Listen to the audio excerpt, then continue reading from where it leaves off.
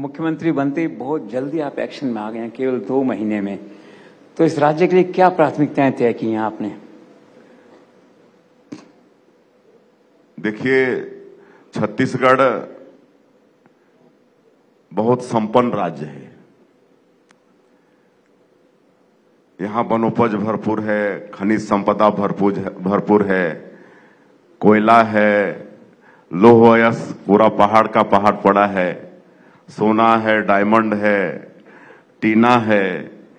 यहाँ की धरती उर्वरा शक्ति से भरपूर है। यहाँ पर मेहनतकश किसान हैं। लेकिन हमेशा ये छत्तीसगढ़ उपेक्षित रहा।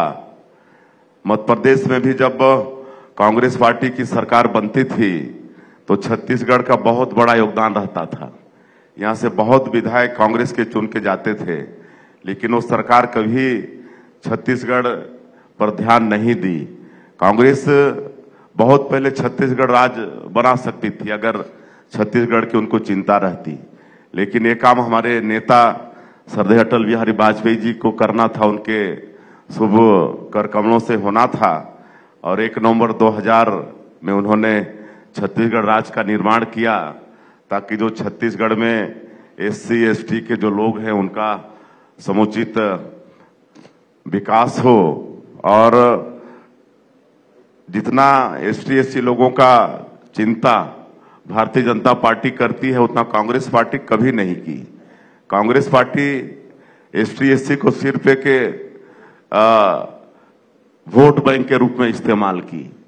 लेकिन जब ST SC के लोग पढ़ लिख के जागरूक हुए तो कांग्रेस की वास्तविकता को मतलब वो पहचाने, उनको समझ में आ गई। आपको मैं ये बताना चाहूंगा कि श्रद्धेय अटल बिहारी वाजपेयी जी जब प्रधानमंत्री बने तो पहली बार आदिवासियों का समुचित विकास हो, इसके लिए आदिम जाति कल्याण मंत्रालय का गठन भारत सरकार में किया। ये काम कांग्रेस भी कर सकती थी।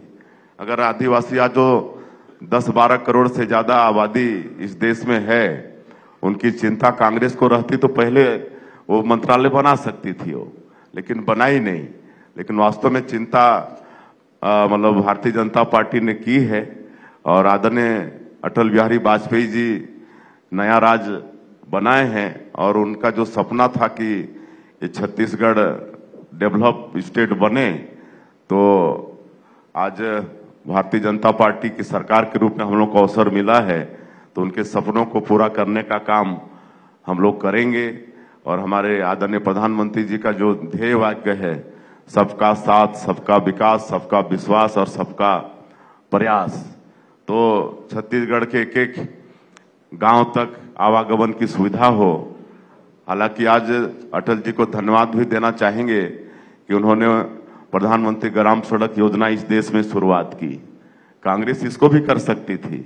अगर गांव के विकास की चिंता होती तो कांग्रेस गांव को डामर रोड से जोड़ने का काम पहले भी कर सकती थी, लेकिन ये शुभ काम भी हमारे श्रद्धेय अटल बिहारी वाजपेयी जी को करना था। उन्होंने प्रधानमंत्री ग्राम सड़क योजना की शुरुआत की। आज पूरे देश में जो 6 लाख से ज्यादा गांव हैं आज डामर रोड से जुड़े हैं और इतना जाल फैला है। अगर मैं एक सच्ची कहानी आपको बताऊं तो आपको लगेगा कि ये ऐसे ही भाषण कर रहे हैं। अगर आप इजाजत दें तो मैं बताऊं।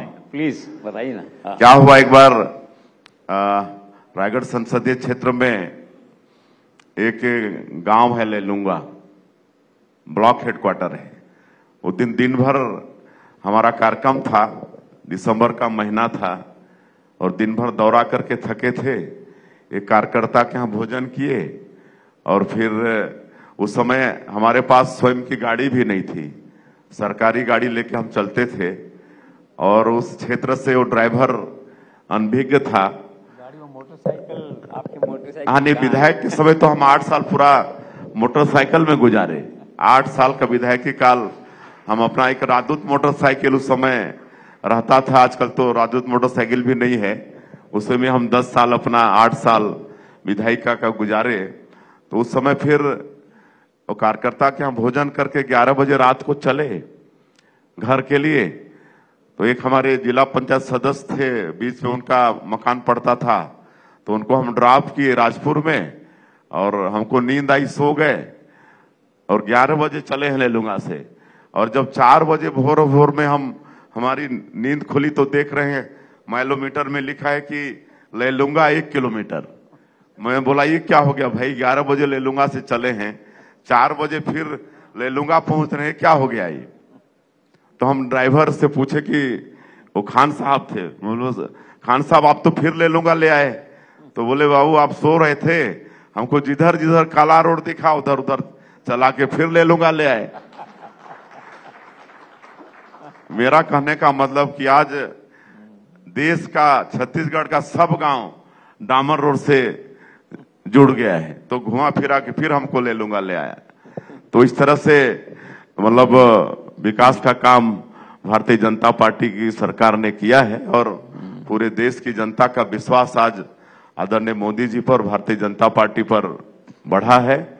और निश्चित रूप से 2024 के लोकसभा चुनाव में जनता छप्पर फाड़ के अपना आशीर्वाद देने वाली है।